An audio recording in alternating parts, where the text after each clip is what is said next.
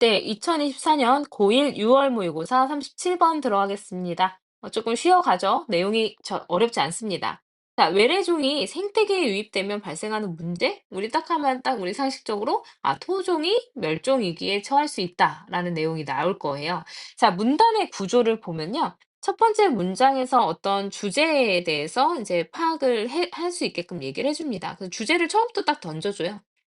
자, 그다음에 문장 보시면은 바로 example이라는 단어가 나오면서 그 주제에 대한 예시가 들어갑니다. 어디까지요? 끝까지요. 그래서 얘가 뭐 했다? 멸종했다로 끝나요. 얼마나 쉽습니까? 그러니까 이게 이제 사실 문장 순서로 나올 때가 조금 까다로운 거지 주제나 요지로 찾기는 굉장히 쉬운 글이었습니다. 자, 한번 볼게요.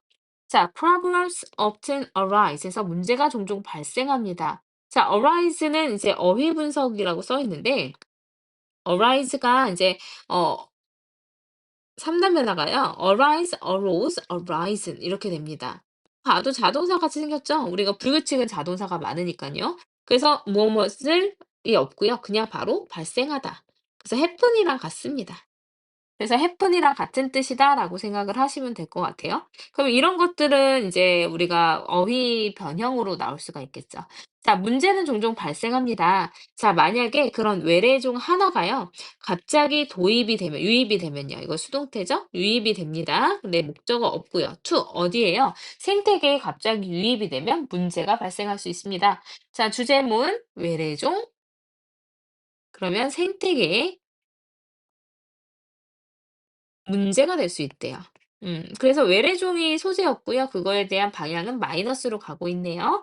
자, 그다음에 이제 어떤 방향으로 이렇게 마이너스가 되는지 그다음 문장에 설명을 해 줍니다.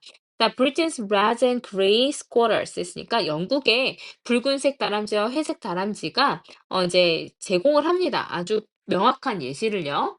자, 뭐 할 때 그 회색 다람쥐가요. arrive 도착했었을 때 자, 미국으로부터 1870년대에 들어오게 되었을 때 두 이제 다람쥐 종 모두가요. competed 경쟁을 했습니다. 같은 음식원과 그리고 같은 서식지를 두고 경쟁을 했어요. 그리고 그 경쟁을 한 것이 자, and is로 나온 거고요. 컴마 위치니까 이제 컴마 위치는 계속적법입니다. 자, 관계대명사의 계수정법은 컴마 뒤에 대시 나올 수 없다라는 거 공부한 적 있죠. 그래서 얘는 이제 대시 나오면 안 돼요.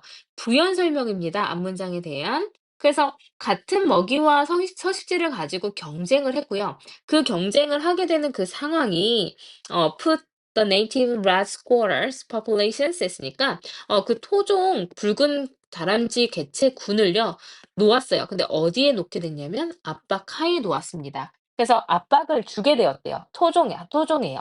그래서 인제 그 예시에서 결국에는 이 3번 문제까지만 봐도 모든 주제가 완성이 됩니다. 자, 생태계에 문제를 끼친다 했는데요. 그 문제가 뭐냐면 인제 토종에 토종에 압박을 가하기 시작했다라는 거죠. 그래서 이제 굴러온 돌이 박힌 돌 빼내기 시작했다라는 얘기가 들어가는 겁니다. 그래서 이렇게 예시의 시작과 끝이 다 나와 버렸어요.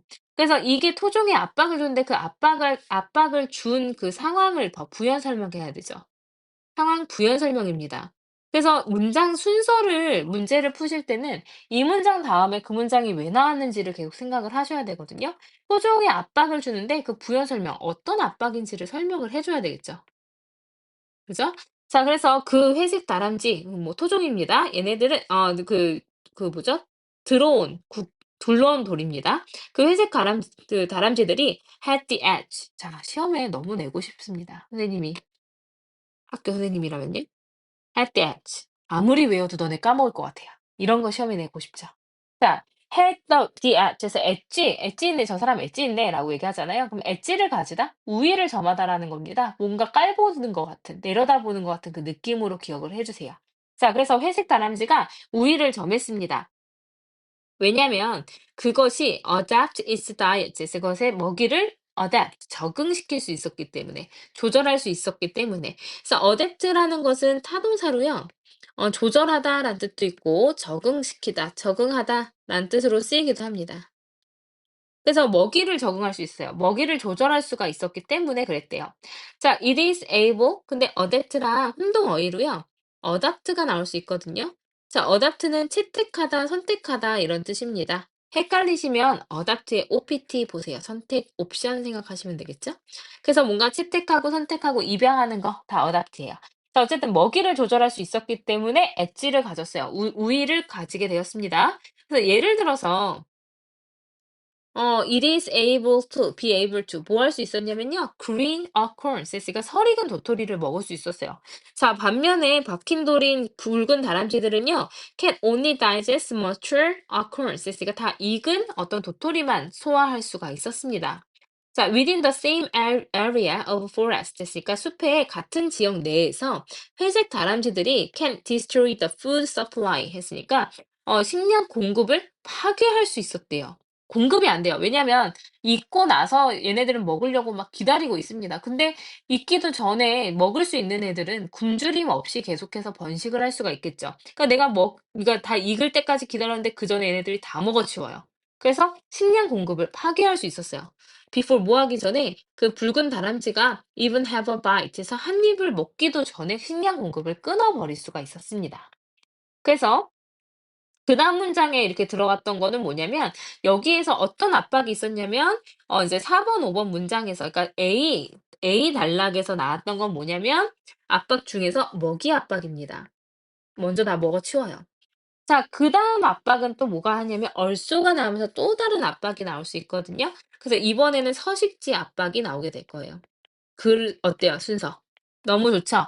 자, 외래종 생태계에 문제가 될 수 있습니다. 그 예시로서 다람쥐들이 있는데요. 상황 부연 설명에서 어떤 압박이냐면 첫 번째, 먹이 압박, 얼쏘 또한 서식지 압박이 있을 수 있다. 글의 순서는 이렇게 보셔야 돼요. 자, 어쨌든 회색 다람쥐들은요, 더 밀집해서 살 수 있었어요. 자, 그리고 더 다양한 그런 서식지에서 살 수가 있었습니다. 또 그래서 have survived, 살아남은 거예요. 자, so로 동사 두 개 병렬로 되었습니다. have survived 현재 완료죠.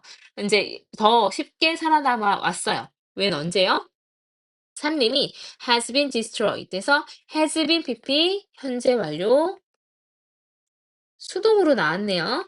자, 일단은 현재 완료. 그러면은 이제 산림이 파괴가 되어 버렸을 때 근데 이제 또 BPP 수동태니까 이제 뭐 파기가 된 거죠, 뒤에 목적 없이. 그래서 파괴가 되었을 때 더 쉽게 살아남을 수 있었어요.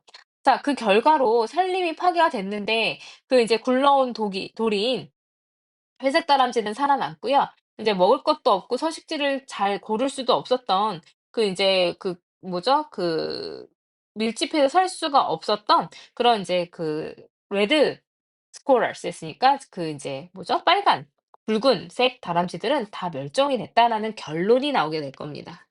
그래서 as a result 결과로 The red squirrel, 붉은 다람쥐가 has come close에서 가까이 왔습니다. to 어디로? 그래서 영국에서 멸종 위기에 거의 이르게 되었습니다.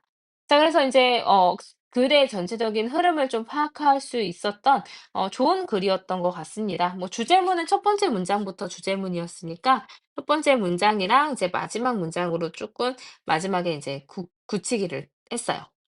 자, 그래서 옆에 내용 보시면요. The problem that arises 발생하는 문제에 대해서 얘기하고 있습니다. 언제요? 외래종이 유입이 됐는데 생태계에 유입이 됐을 때 있을 수 있는 문제래요. 그게 바로 뭐냐면 토종의 이제 endangerment 했으니까 이제 멸종 위기가 될 수 있다라는 거죠. 그래서 외래종이 생태계에 유입되면 문제가 발생할 수 있다. 그래서 다람쥐를 예로 들어주고 있습니다. 자, 그랬을 때 먹이 경쟁이 있었고요. 서식지 경쟁이 있었어요. 그래서 토종이 압박을 받았습니다. 그래서 회색 다람쥐, 굴러온 돌인 외래종인 회색 다람쥐가 우위를 점하게 되었습니다. 그 이유는 왜 그랬냐면요. 먹이, 도토리, 설익은 도토리를 먹을 수 있었다라는 거. 두 번째는 이제 뭐 밀집된 환경에서 살 수 있었고, 다양한 서식지에서 살 수 있었기 때문에. 그래서 이제 토종은 멸종했다라는 아주 쉬운 글이었어요. 그치만 이제 글의 어떤 구조를 파악하기 너무 좋은 문단이었던 것 같으니까요. 좀 잘 보시면서 내용 위주로 좀 보시고요. 그다음에 간단하게 어휘 문제로 출제될 수 있을 것 같습니다. 그래서 어휘로 선생님 말씀드린 거 뭐 arise라는 표현이라든지 아니면은 그다음에 또 나왔었던 거 인제 adapt라든지 그리고 뭐 이런 destroy냐 아니면은 survive냐 아니면 뭐 이런 다 이제 반의어로 시험에 나오기도 굉장히 좋겠죠. has come close to extinction이라는 표현까지 빈칸으로 잘 기억을 해 놓으시면 좋을 것 같습니다. 수고하셨습니다.